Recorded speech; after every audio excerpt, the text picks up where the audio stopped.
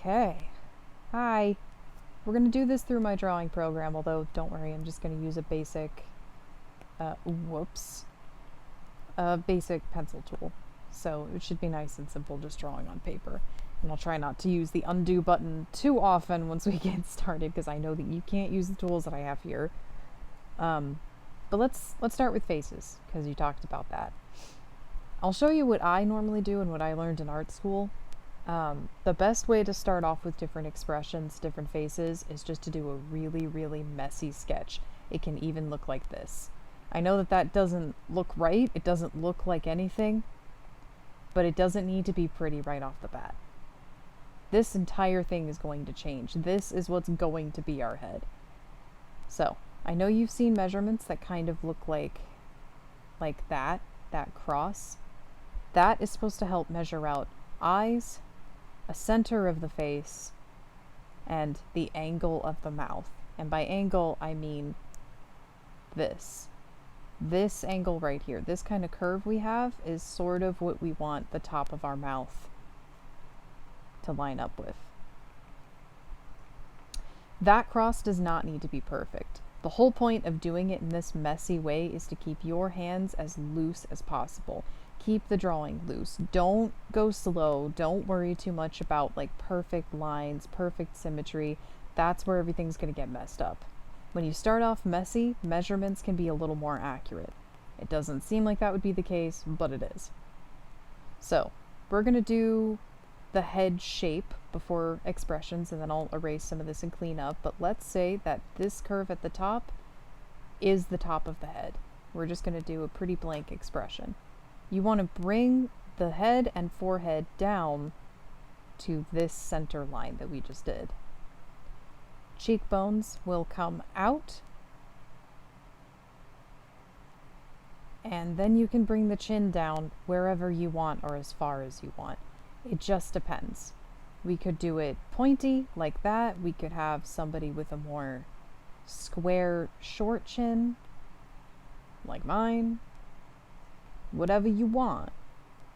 It doesn't matter. Again, at this stage, nothing needs to look clean and pretty, and I actually highly encourage you to be as messy with it as possible. It really, really helps.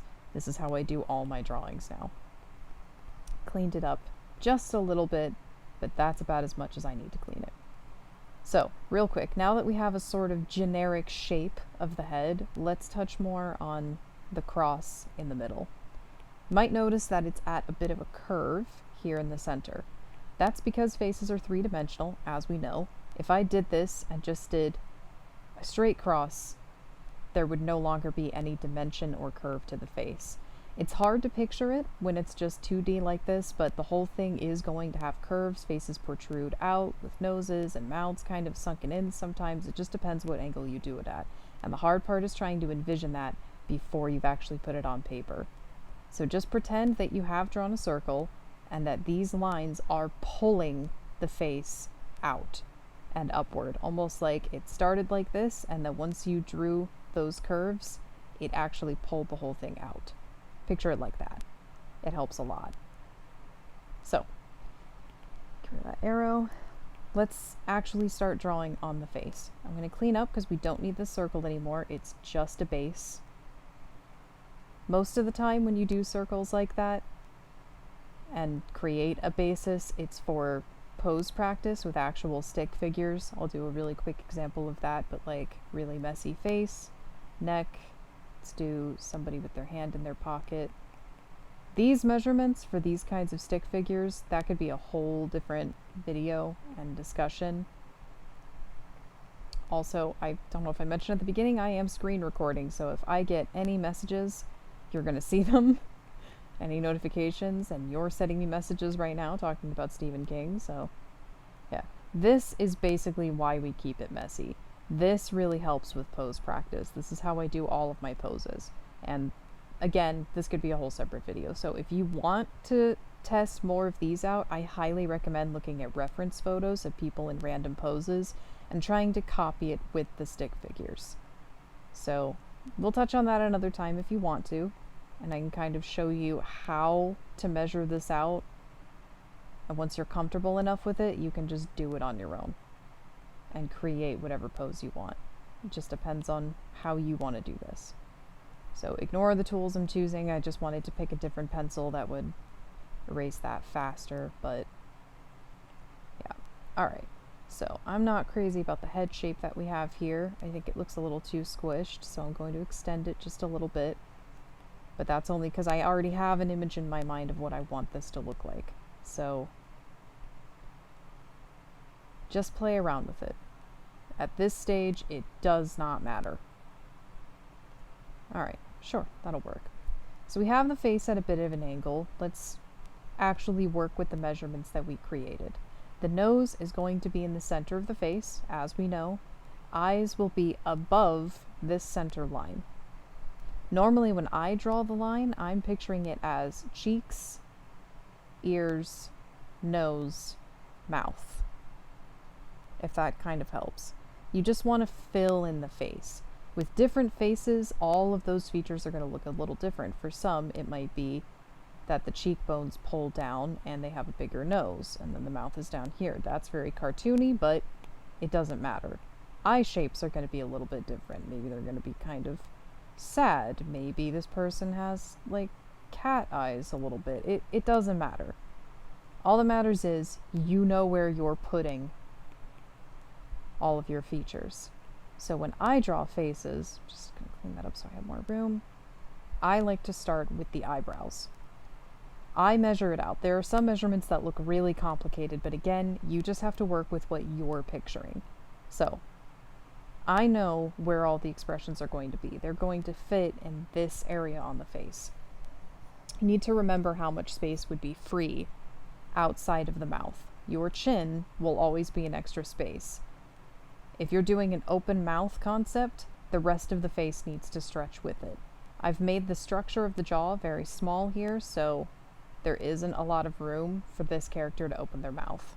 If I was going to have them open their mouth, I need to keep in mind that there's a chin space and the whole jaw would have to stretch and protrude. You see this a lot with cartoon characters where they over-exaggerate it and stretch their faces out by a lot. So with this character, we'll just do a basic closed mouth face. And I'll show you where I start. I said I started out with the eyebrows. I know that this section right here is sort of like the brow bone protruding out. That's part of this measurement. This middle line is almost always where the cheekbones start and the bottom of the eyes are. Keeping that in mind, you just want to create however much space you want for the eyebrows and the eyes, keeping this line in mind. This middle line, I mean. You want to do it at the same angle.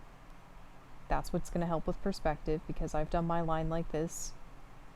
My eyebrows need to be like that as well. And if you want to keep measuring, try to figure out where you're going to put the mouth. Let's say we just want to do a straight face, like right there. You're going to do that again, measuring it out. I've seen a lot of people do it in a lot of different ways. This section would be the nose. I've left this space for the mouth. This for the eyes and eyebrows will actually be on that line right there. So, I don't normally do this complicated of measurements. I kind of freeball it most of the time, but this is an amazing way to help you get a good feel for it first. So, there are other ways to measure it out. Like, we're going to have to measure out how far the eyes are going to go, and where the nose is, where the mouth is, and that's where things can get really complicated and this model can look like a mess. So let's just start with the eyes. We're doing eyebrows, so I would go ahead and just follow that line that we made again, and eyebrows can look however you want. If you're doing basic expressions, they don't really need to be thick. I think that eyebrows that look kind of like that help to fill out the space a little bit better, and it's easy to do expressions with them, like if they're sad or angry, something like that. I find that it helps, but it's just as easy to do that with a line. So it does not matter. It's whatever you choose to do. I'm gonna get rid of this here because we've already drawn the eyebrows, so now we don't need it. Cleaning up the face is one of the most satisfying parts. Okay, so I freeball it. I like to just keep in mind the spaces in the face. You never want to pull the eyebrows all the way over because that's just not how faces work, and you don't want to put them too close. Now, it is playing around with it. That is the whole point. As you go, there are different measurements, so it can be kind of hard to figure out where to start. Like the eyebrow ends can normally fit the nostrils, but also the nostrils will be measured out in a different way. So it depends. You could start with the eyebrows like I do, or you could start with the nose like we're about to do here. So let's pretend that we didn't do the eyebrows and that we just have this version of the face. Now we need to do a nose. This is your center of the face. That does not mean that this is where the main part of the nose is going to be every single time. It depends on how you want to do it. Personally, I like to put the main part of the nose right here with the nostrils and the tip right underneath that line, and I kind of make them a little bit thinner and try to measure it out a little bit. If you have the face at a specific angle, which we do, we have this person sort of looking that way, just a little bit, then I like to put an indentation at the top of the eyebrow where the nose would be, where it's going to start, because we know that the bridge of the nose is going to look like that. Sort of. It's really going to look like that, really. So just play around with it. Keeping in mind that the nose is going to start down here, really. I like to leave empty space, but if you're doing more realistic drawings, that could change, depends on lighting and references. The tip of the nose can be right here, and working with shapes is really, really helpful. The tips of noses, I find that this shape is really good. A little triangle. That's the end of the nose. Nostrils can fit in those little crevices, and then you can do the actual nostrils right there. Get rid of that, and you have a nose. You can put little indentions on it. Maybe it goes up a little bit. Doesn't matter. You've got it. It's very basic. So, keeping in mind that shape for a nose, which is not exactly what I did here, I'm going to put that under the line. I'm going to put the nostril at a little bit more of an angle, the other nostril over here, and we're going to get rid of some of those lines. I'm going to get rid of our middle cross right there. And there we go. So we don't really need this anymore because we have our measurements. So I mentioned that the eyes are going to be in this area. You could draw a separate line just where they're going to be and then clean up the face a little bit more. We'll have this person looking up a little bit because that's the angle that I kind of drew this face in. I like to start with the bottoms of the eyes. It helps me not go too big, like with anime eyes like that, because we don't want to go too big. I already know I like to keep about this much space between the eyebrows and the eyes. That's another thing to keep in mind. There will always be a space if you look on our faces. We don't have eyes that go right up to the eyebrows like that, unless you're doing a specific angle, which if you're going to do it like that, the entire face would need to change. The angle of the nose would need to be up more, the mouth would need to be at a weird angle. You just have to follow your own guidelines. Keeping in mind the space that we have on our own faces makes a big difference. So, start with the bottom of the eyes, which always curve. Every part of your eye curves. No part of it should be straight, unless you're being really cartoony. Because I know you see some eyes that I do, certain expressions, if I want someone to look bored, you could just do that. And I've seen you draw that kind of style before. But we're going to do a little more realistic, so don't do a circle, and I recommend not drawing the whole thing as one piece, because that just doesn't look right. Doing it in two separate pieces like this kind of helps you make it your own. When you draw an eye in one shape like that, you're now committing to that one piece, and you don't have to. You can just take it section by section. So I think I want to make the corner of their eye come up a little bit right there. Make the corner of the eye come out. Maybe they have a cat eye. It just depends on what you're feeling. with that. Eyes do not need to be fully symmetrical. That's why a lot of artists do this at a specific angle, because these eyes don't need to look exactly the same. You are setting yourself up for failure while practicing drawing if you decide to do it exactly full on facing yourself. Practice with it in a bunch of different ways, because when you do it this way, everything will need to look exactly the same on either side, and that is so hard to do on paper, unless you have a symmetry tool like we do here. Okay, so considering the angle of the face I have, I mentioned that some people start with the nose and measure out from there. We're going to have to do that here because I messed up my measurements. Again, I normally eyeball it, so I just kind of go and then fix where I think it needs to be fixed, but let's say the base of the nose looks like, not the base, the tip of the nose looks like that. Measuring out the eyebrows, normally go to the tips of the nose, tips of the nostrils right there. This is as far in as the corners of your eyes should go. You can pull them out, but you shouldn't. Because of that, I'm going to move this eye and put it a little bit closer, and you might notice that it looks better with the face. I'm just trying to remember how I drew it before. There is no system or reason why I drew the eye like that time. I just did it in the hopes that it would look right, and it looks like it does, so that's good. Personally, when I do eyes, because I like to make things more cartoony, I don't like to pull focus on the tiny details like the corner, so I most of the time don't even draw that, because the main focus is the lashes, the shape of the eye itself, and the irises. We're going to have this person looking up just a little bit. That can be complicated right there, the matter of perspective on the eyeballs.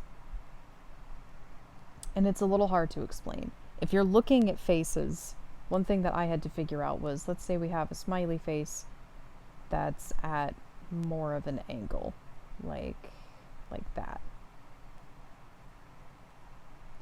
This eye over here is always going to be a little bit skinnier and wider, because it's fitting this space. If I do it exactly the same as that eye,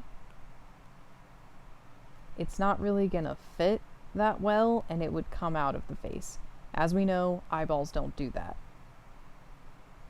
So longer and skinnier is the way to go. And if they're looking straight at us, this was just a rule that I learned. Whatever side of the face you have turning towards, whichever eye has to be smaller and longer, the iris is going to look like it's in a different direction, like it's not looking straight at you. If you see, if we cover up that one, that looks like they're looking that way, not right at you.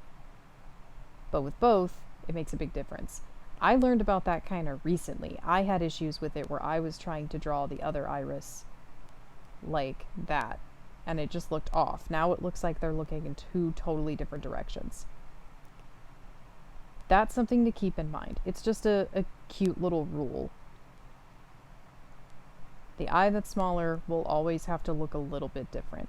Look at both eyes as a whole and not just one, because the whole face needs to come together. That was something else that I had to learn, is to step away and look back. Don't get caught up on one feature at a time, because that's going to drive you insane. Like the iris.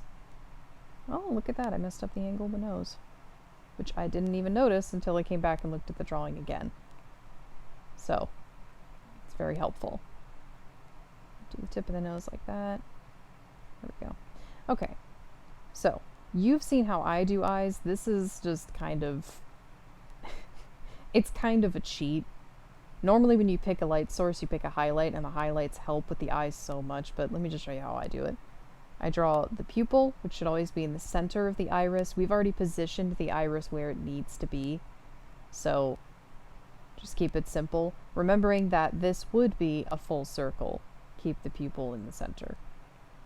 I said center, which some people would think to put it a little bit lower, but that doesn't look quite right. So I also like to put a shadow, because your eyelid will cast a shadow over the iris. So I normally make it black and have it follow the same angle of the eyelid. And that already has added a lot of dimension to the eyes. Putting that little shadow there. If you want to do highlights, you pick a light source. It could be from this direction or this direction. It just depends. Let's pretend we're doing it from this direction. You just put, well, that's too big. There you go. A little ball of light. It just it shows that the eyes are wet and that they have a shimmer. So that's just a quick trip and something really basic that a lot of people do with their faces. Now the mouth. Still keeping along with this angle, we want to measure it out a little bit. I've seen some people take this section of the eye, leaving a corner and following the cheek down. That's about as wide as we want the mouth to go, and even then, that doesn't fit this face. With the expression we've gone with, nostrils is another good way to go. So how I like to measure it is by making almost an egg shape, going by the top of the nostrils here, and then curving down. This is as wide as I'm gonna go. I don't want to go from line to line, end to end. I just like to give myself a cage.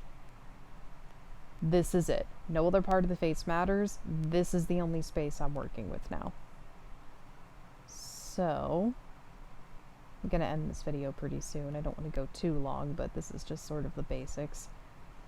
If you want to keep measuring before you get to the mouth, something that kind of helps is, like I mentioned, chin and then also cheeks. They can be as big as you want. It depends on the character, but the cheeks are going to morph depending on what you do with the mouth.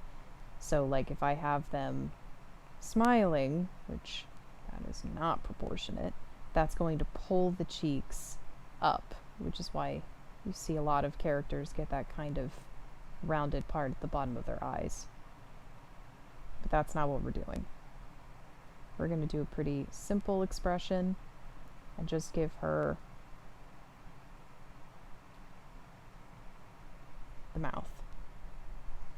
One thing that really helps with the mouth is you don't have to follow the face measurements if you don't want to, but just establish where the corners of the mouth, Jesus Christ, the corners of the mouth are.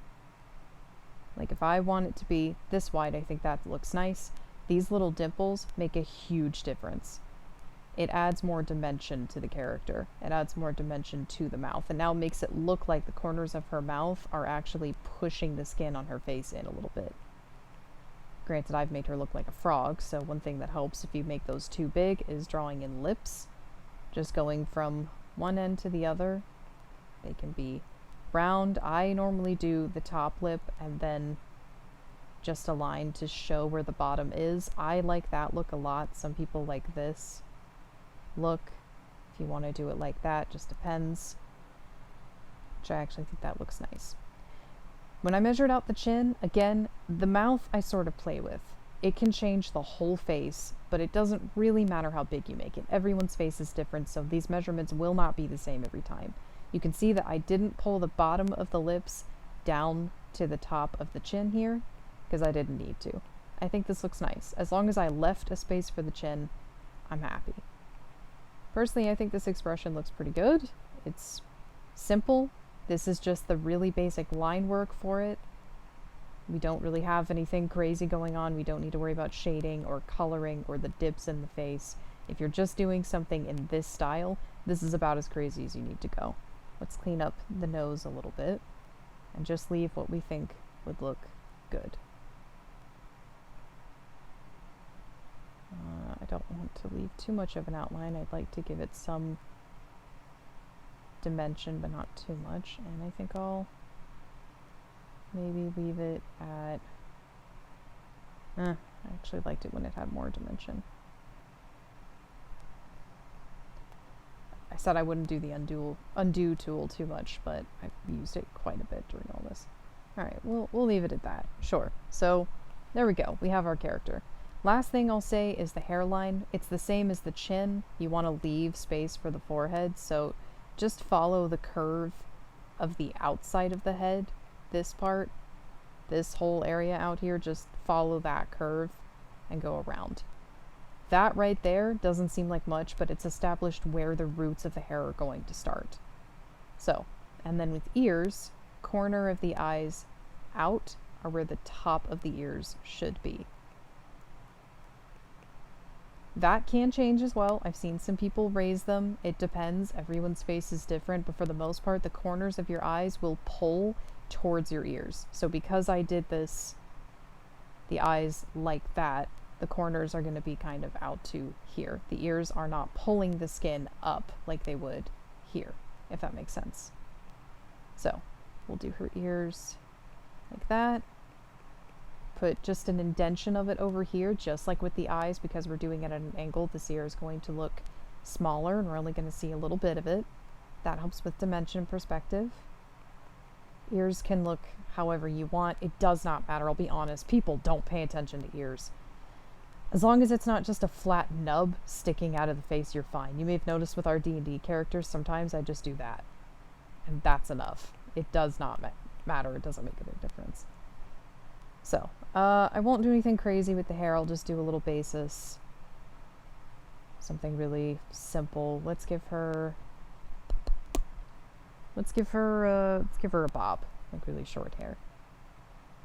Remembering that this is my hairline, I'm going to pull up, give her some depth. Let's give her some kind of short bangs. And this is where things really look good on the face once you do the hair, because it's always going to come out away from the face. You still want to follow the same angles that you drew before, like this is going to be rounded. It's a little bit harder to explain, but the hair is always going to look bigger. And I always eyeball that one. Measurements on hair can change a lot. Let's just do, keeping in mind that she will have a neck. Let's put a neck in. Okay. One thing I've been doing kind of recently that's been helping with hair a lot, because this looks kind of blocky, not that exciting, kind of boring, is to do strands of hair that come out. So I know that she has long hair, so there might be a strand of hair coming out that way. Quick motions are going to help you more than anything. I think that that just helps to make it look more realistic. And then I put little lines to show where the shine would be. If you do them at certain angles, again, that can be a whole separate video I can do of why I do that, but it just helps show that there's a curve to the hair a little bit. It makes it look more three-dimensional. I do it with highlights though, and not lines, because these lines just make it look like she has streaks in her hair, but yeah. Alright. I think that would be about it for this base sketch. We can talk about shading some and hands if you like. If you have any questions about this part in general, or if you want me to keep going with her, because there's a lot more we could do with her, then just let me know. But as a starter, let's see what you think of this. And then we'll move on to the other expressions.